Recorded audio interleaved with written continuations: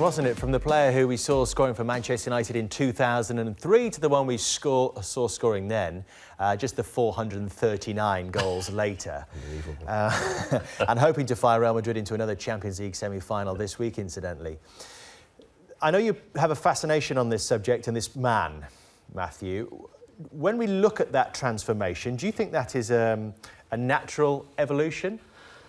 I went to interview Ronaldo in Madrid and spent a couple of hours with him, and he blew me away. His dedication and passion for football. He talked in some depth and with great self-awareness about his alcoholic father who died when he was at Manchester United, drug addict brother, the transition when he went to Sporting Lisbon from the island of Madeira, grew up in poverty, played football with passion, but he was homesick and he cried. He would be on the phone to his mum and they said, stay Cristiano, you're going to make it.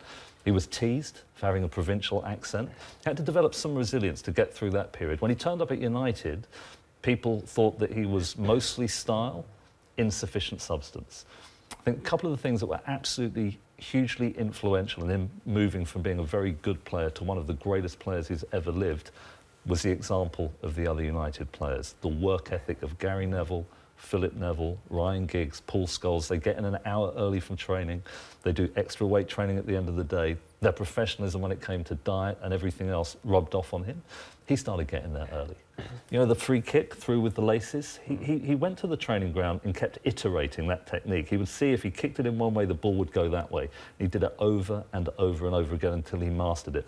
And by the time he arrived at Madrid, a consummate professional. And I think that transition, partly about his talent for sure, mindset. And you compare him with Rooney, who I think in 2006 looked a similar player, who could potentially have transitioned into greatness. It's Ronaldo's attitude, fundamentally, his self-belief and his willingness to go the extra mile in every aspect of his life that I admire so much. You go along with that? I echo those words completely. I think it's great to see an example of somebody that has done that, because it's not a freak occurrence, is it? Yeah. It just doesn't happen. You don't still play at that level, at that performance, physically, everything at that age, and have the career that you've had if you're not doing those things right. Yeah. I mean, it just doesn't exist. And it's so interesting to see. I think a lot of young players who could look at him, because he dribbled too much with the ball, didn't he? Yeah. Didn't know when to release it. Right.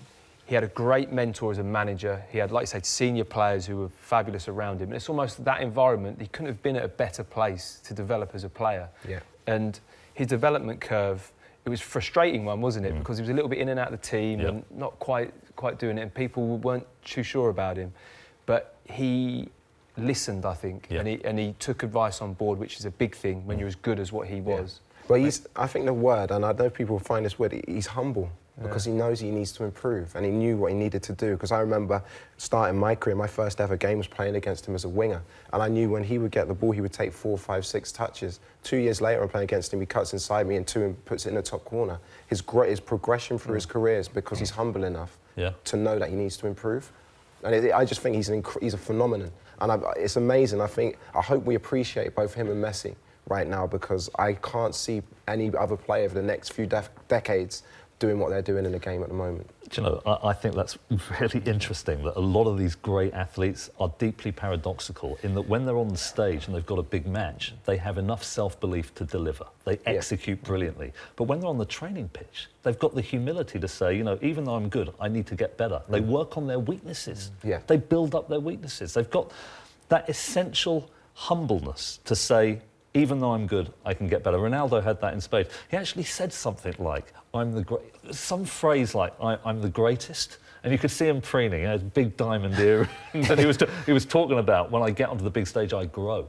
I get bigger, I get better. And he clearly is highly competitive with Messi. Mentioned him about 30 times without even having a question about it. That rivalry, that duel is deeply significant, because they've got to a stage... motivation, do you think?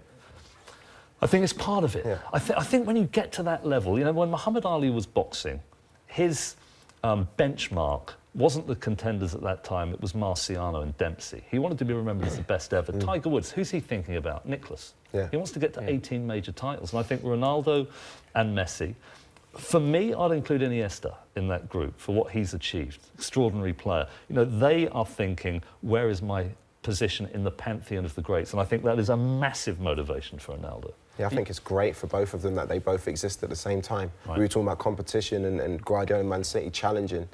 That I know that they watch each other's games and think 2 days before he scored 2, I need to score 3. Yeah. And that's special. They're special players, and their motivation is more than just winning football matches, to be the best. And they know in order to be the best. I've spoken to young lads who were at Man United with Ronaldo, said he used to put weights on his ankles, do step-overs with the ball to make his feet quicker. Wow. He went to extra levels. It's not a mistake that he's as good as he is now. And you see the overhead kick that he scores. Yeah. The sheer amount of athleticism you need to execute the ball that high. He jumped off 1 foot. Both his feet were above a guy's trying to head the ball, jumping in the air. That amount of athleticism comes from all of the hours in the gym, making sure you live right, making sure he doesn't drink, he eats right, his nutrition's great, and it happens like that. What's his star quality then, do you think, mate? I know he's extremely talented, but what makes him the star that he is? That mindset, that attitude, that's what sets him apart, or is it anything different? For me, be interesting. I think it's a combination of things. He definitely had the capacity to take advice. Yeah. You talked about passing the ball. Ferguson said to him, I mean, he didn't actually use it, there was an expletive involved, but pass the something ball. Pass the something ball. He said it day after day after day. He also got some of his tougher midfielders to tackle him harder than they typically would in practice. He wanted to build up that resilience. Ronaldo took this on board. He absorbed it. Yeah. You have to be a sponge if you want to get better. You think you know everything, and you have that tunnel vision where it's my way and no one else can influence me for the better. That's extremely damaging. So I think he had the capacity to take advice. Another thing I think is really significant is that you do have athletes in football and beyond who train well, who take advice, but when they get onto the grandest stage, Champions League final, European Championship, they choke. They bottle. They find it difficult to translate their practice form into the big occasion. I think he has that belief on the big stage, that implacable, almost impenetrable belief that I think is another part of becoming truly great. But that belief is only built from those hours, from the weights on the ankles, from the knowing that nobody else has prepared or done what I've done. That's you can go into those. Sorry? Why don't they? I've never heard that before about weights on ankles. Why doesn't everyone do that as a ringer? I think that's what makes a difference. Like, we both played you played at a much higher level than me. I've played at a decent level, and I'm committed to be the best professional I can be. But I have a limit. Weights on your ankles? I've got some heavy shoes on. I should have put weights on my ankles. But I think special players, yes, they have the ability that I'll never have, but they also have a drive that I'm not ashamed to say Ronaldo's more driven as a professional than I've been in my career. And that's not to detriment of myself. He would do everything. He is living every day, every hour of the day. He's thinking, how can I be better? How can I be better? And it's the same with Ronaldinho. I watched the Ronaldinho documentary. Right. He's walking around a house with a football. He's walking around his house with a football. Is it a product of environment then? Is it background? But you don't have to be as good as him to have that about you. Yeah, it's true. I think, like you say, being as good as what I wanted to be as good as what I could have been. I would have done anything to have got better. It was obsessive, and I made the best of what I could have been. To me, that's as successful as him. Obviously, at a different 100%. Level, because he's got the raw material to be the best in the world. Yeah. But to make yourself the best, that's all you can ask for. You can finish 100%. Your career and maximising your potential. Another couple of things to throw into the mix. One is relationship with his mother. When he moved to Wilmslow and started playing for United, his mother came with him, and he said that the potential distractions of a young man, nightclubs, earning an absolute fortune. And he said all of that was taken away because he was a homeboy. I think family can be really, really significant in grounding somebody. The other thing, you talk about sacrifice. He has, in his home in Madrid, he has a fleet of fast cars, a bank account that he can't ever spend, no matter how prolific he is. And yet he's still prepared to go through the pain every day. He pushes himself to exhaustion. Even on rest days, he says he goes and works out, working on his abdominals, because he wants every part of his body to be in pristine shape so he can execute that overhead. I think it's for Instagram. He just wants to looks good on the beach. Looks on the beach on Instagram, yeah. Do you know the overhead, though? I was thinking to myself, unbelievable. But then the next day, I've just joined Instagram, but it would be YouTube, wouldn't it, for a video? Just for the six-pack. They were I wish. The one pack. He practiced the overhead. They had like 2 or 3 instances in training where he would get across and he would execute that because he thought it is possible at some point in a big game where I might be with my back to goal and a ball coming in. So that wasn't coincidence either that he was capable of scoring. Let me throw 2 other things in. We're not going to go to a break in a minute, but I'm enjoying this. Talk about the six-packs. A Manchester United player, Paul Pogba, has got that natural ability. Some people call him a YouTube footballer. He's got all the skills. We saw his class that was very evident in the second half on Saturday. Could he become that Ronaldo type if he took on board some of those fundamentals? I would, personally, I mean, I don't know him personally, but looking from the outside in, I wouldn't put... He just doesn't seem to be that same kind of mould as what we're talking about there. I might be wrong. Do you think he has passion for football? To that level, I'm not sure. I'm not sure. What's your take on it? Looking from the outside in, not close to Ronaldo. Yeah. And it's a shame because you can see that the potential is graphic, it's vivid. And he did play well. I mean, the shackles came off, he made those runs forward and behind. He's obviously a much better player when he can play in that kind of a tactical setup. But I don't think the desire is look, even so far, I think he's only 24. He's had an outstanding career. He's played in European Championship finals. But what would he need to do? But you know, I think the factor, and it's really interesting, the dynamic between him and Jose Mourinho at the moment. You spoke about coachability, and that Ronaldo was coachable. And sometimes when I watch Pogba play, he wants to play as a free spirit. He wants to play and pop up in different positions and areas where he seems like he doesn't have the discipline. And when you see that in a player sometimes, are they disciplined? Are they coachable, or do they need to be a free spirit? Because obviously his position is different to Ronaldo's. He's a midfield player. And to be a top midfield player, you have to have discipline about your game and have a tactical understanding as well. I don't see him being that person that's going to pay the attention to the detail, be as meticulous, live it, sleep it, breathe it. He just doesn't strike me as that person. Well, let me give you another name that might. Harry Kane. And let me throw something else into the mix. You might have seen this story running on Sky today. Very strange. I've not seen this before, I don't think, where a club, Spurs, have appealed to the Premier League, so the story says, that the second goal that Christian Eriksen scored should actually be credited to Harry Kane officially. That's a Spurs request. I think Eriksen must have a bigger goal bonus than Harry Kane. I don't believe he doesn't want to pay his But what does that tell us about Harry Kane and his motivation? That's his star quality.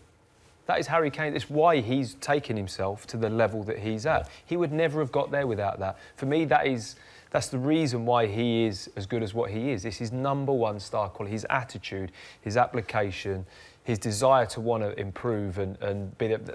That's Harry Kane. That's why he's our best striker. I mean, I haven't interviewed Kane, but I interviewed Eric Dyer about 10 days ago. And at least 15 minutes of an hour was talking about Kane, his mentality. You know, when he plays well, he's learning. When he plays badly, he's looking at the videos, seeing what he could do better. You know, being good, if you're talented, is relatively easy. Maximising your potential is a totally different thing.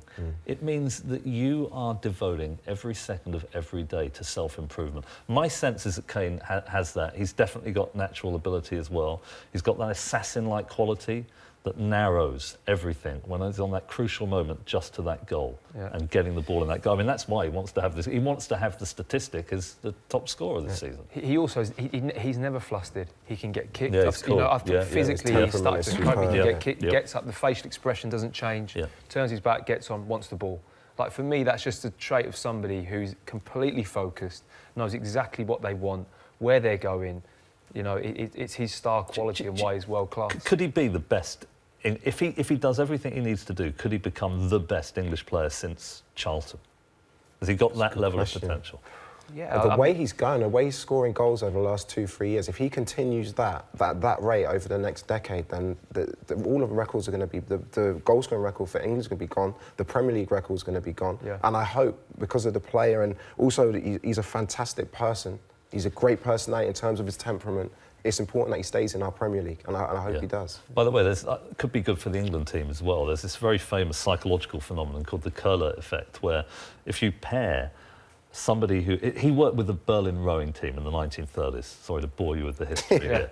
And if he paired a very good rower with one who was not so good, the not so good one improved quicker than they would do if they were with a less good partner. And the reason was, first of all, social comparison. I've got to keep up with this very good rower, but also they learned habits. They absorbed the habits of the better rower, the things we've just been talking about. And I think you have someone like Kane spearheading a team, begins to influence the rest of the culture. People look at the talisman and they think, I need to step up to that level. Did that affect the better rower? The better rower would stay where they were, okay, and then the others would step up. The danger is if you have a talisman, the best player in the team has a bad attitude. That can totally contaminate. Yeah. So the All Blacks have a policy which is called, don't know if I'm allowed to use the word on Probably Sky. not. I know the word you're going to use. No, So no, yeah. So they don't want to have negative influences, even if they're very talented. You come back to Ronaldo, and that's why we're saying stepping into that Manchester United squad at the age that he did, he learned those habits from winners. They were winners, and Roy Keane, people like that. They wouldn't allow him, would they? They wouldn't. But then he takes on those habits, and now he's probably at Real Madrid demanding the same standards that he was learning 10, 15 years ago.